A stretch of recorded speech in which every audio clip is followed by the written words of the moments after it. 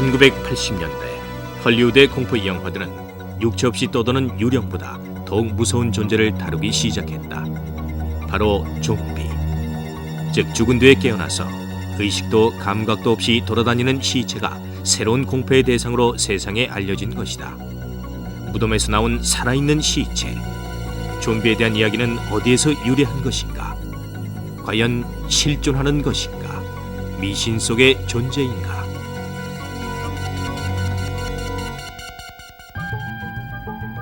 아프리카의 토속 종교 중 하나인 부두교. 이는 17세기에 노예로 끌려간 아프리카인들에 의해 지금의 아이티에 뿌리를 내리게 되었다. 본래 부두교는 자연과 인간 사이의 정령들을 숭배하는 종교이다. 그러나 백인들은 노예들을 단합시키는 부두교의 의식을 일체 금하였고, 노예제도와 백인들의 정통 카톨릭에 대한 반항심 때문에 부두교는 점점 음성적인 종교로 발전했다. 그리고 야만적이고 잔혹한 저주받은 악마의 종교라는 이미지를 갖게 되었다. 좀비는 바로 이 부두교의 신앙 중 하나이다. 부두교 사제는 주술로서 죽은 사람을 무덤에서 불러내 좀비를 만드는 능력이 있다고 여겨진 것이다. 다음의 이야기들은 직접 IT를 탑사한 사람들이 남긴 기록 중 좀비에 대한 일화를 우리 실정에 맞게 극화한 것이다.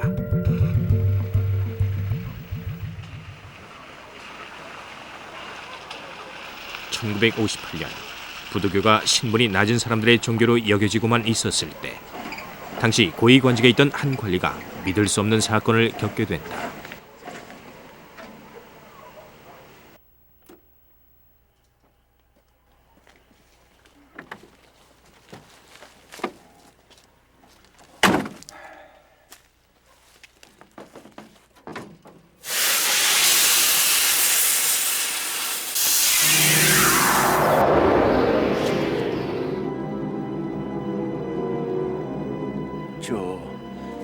제 차에 좀 이상이 있어서. 제가 도와드리겠습니다. 저 집에 가서 사람들을 좀 불러오려고요. 여기 그냥 계시려거든 계십시오. 아닙니다. 가겠습니다.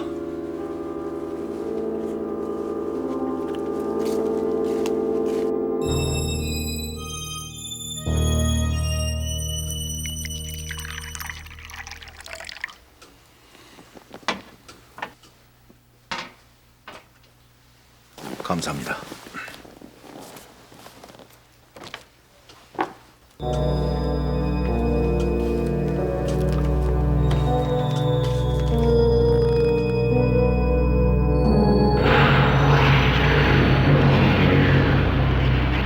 농장이 넓어서 이 돌보시기 힘드시겠습니다. 노예들을 좀 부리고 있습니다. 노예요? 좀비라고 들어보셨지요? 방금 저것도 바로 좀비입니다.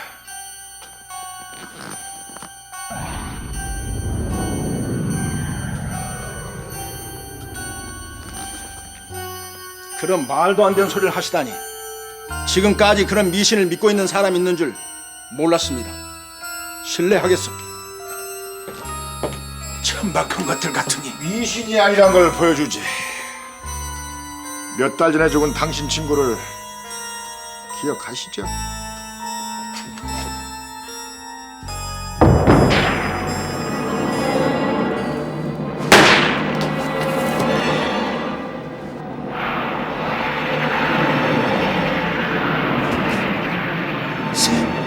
세진이. 당신이 장례식에도 참석했던 저 친구, 내가 무덤에서 불러냈어. 세진이? 자네 정말 죽은 세진인가?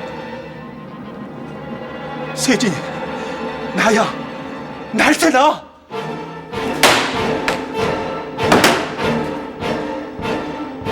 세진이, 이봐 세진이, 세진이. 이제는 내 말을 믿을 수 있겠어?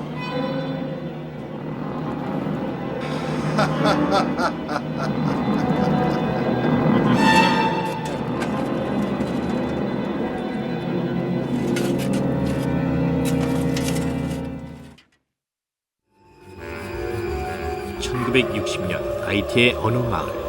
한 부두교의 사제가 그 마을의 처녀를 사모하였다. 그러나 그녀는 끝내 그의 마음을 받아주지 않아 자신이 사랑하는 다른 남자와 약혼을 하였다.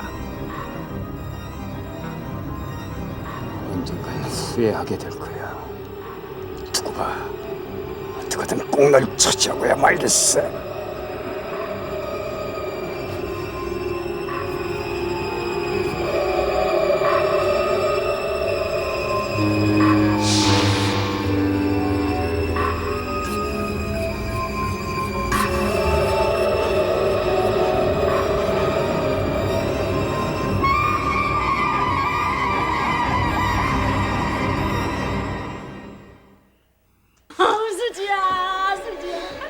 수지야, 이게 무슨 일이니, 수지야?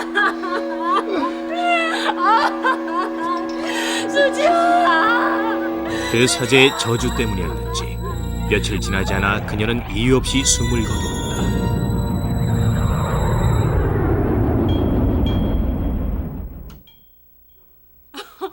수지야.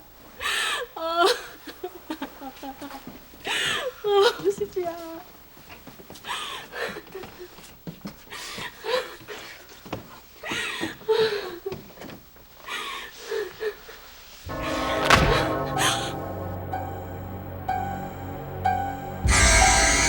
그리고 입관하던 날 인부의 실수로 그녀는 얼굴에 화상을 남긴 채 묻히게 되었다.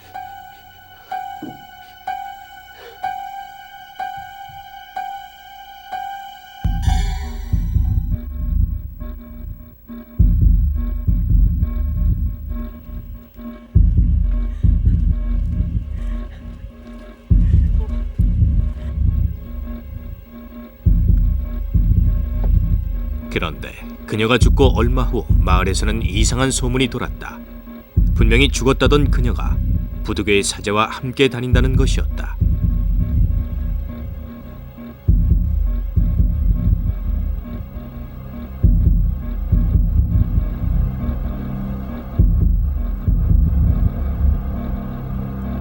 그녀의 모습이 확실할 뿐 아니라 입원할 때 생긴 얼굴의 화상도 그대로였다고 한다.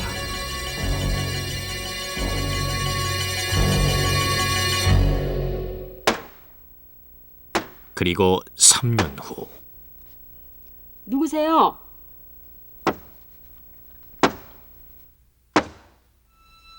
누구세요?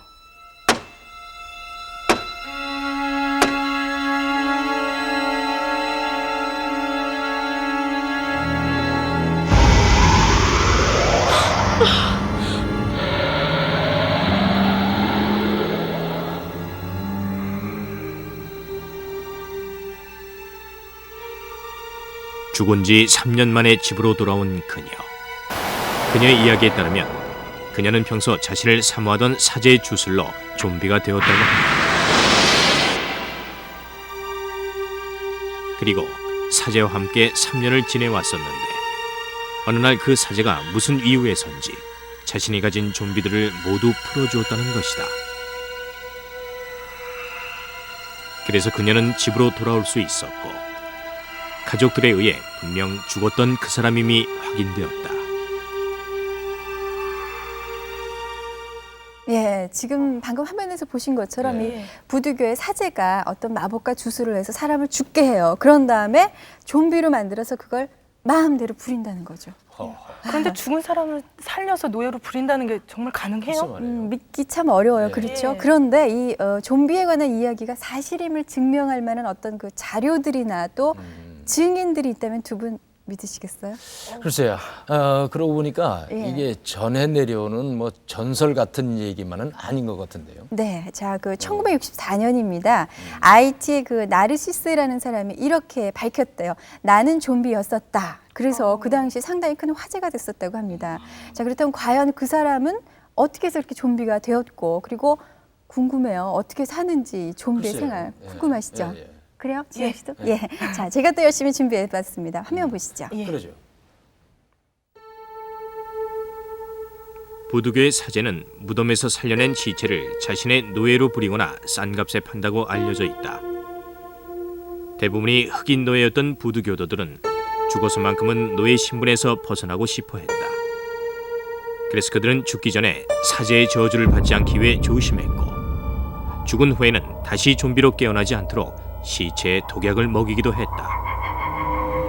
힘든 생을 마치고도 안식을 얻지 못한 채 노역에 시달리는 좀비가 되는 것, 그것은 생각만 해도 두려운 일이었다.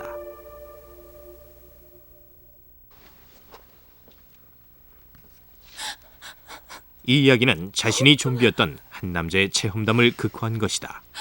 큰 오빠, 작은 오빠 죽으면 어떡해?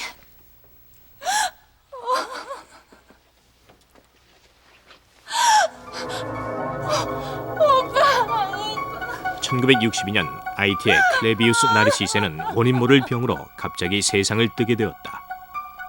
그런데 그의 형이 죽은 동생을 좀비로 팔기로 하고 부두교의 사제에게 약간의 돈을 받은 것이었다. 그가 무덤에 묻히고 난 다음 날, 그의 무덤은 그를 사기로 한 사제에 의해 다시 파헤쳐졌다.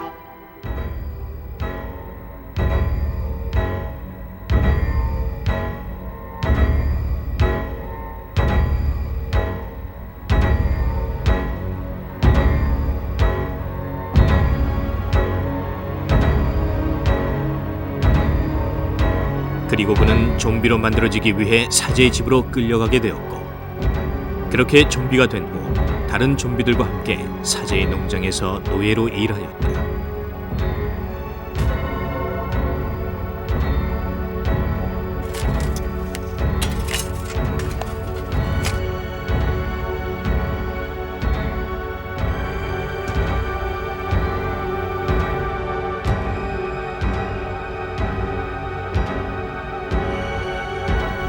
그렇게 6개월이 지난 어느 여름날, 유난히 덥던 날씨로 농장의 관리인이 땀을 흘렸는데 그의 얼굴에서 떨어진 땀방울이 우연히도 나르시스의 입으로 들어가게 되었다.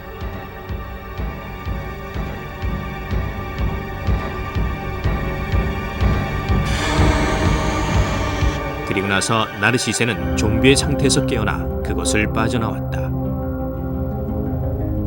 소금은 좀비를 깨어나게 하는 효력이 있었던 것이다.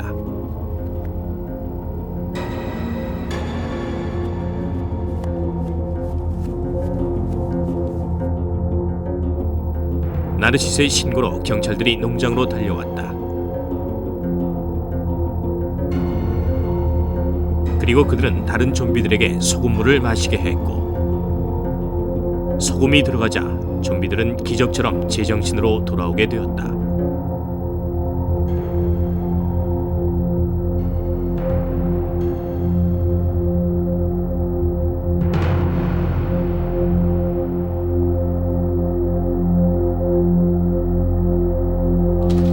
깨어난 사람들은 자신들을 좀비로 만든 사제를 고발하였으나 이미 그는 도망을 간 후였다.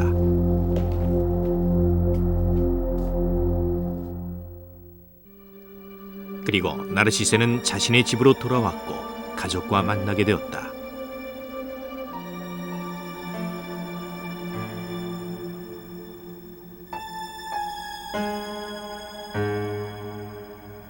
클레비우스 나르시스의 체험담이 세상에 알려지면서 좀비에 대한 이야기는 더욱 신빙성을 갖게 되었다. 그 외에도 자신이 좀비였다는 사람들이 가족과 친지들에 의해 확인되면서 좀비와 부두교에 대한 기록들이 미신과 허구의 것만이 아님이 밝혀지게 되었다.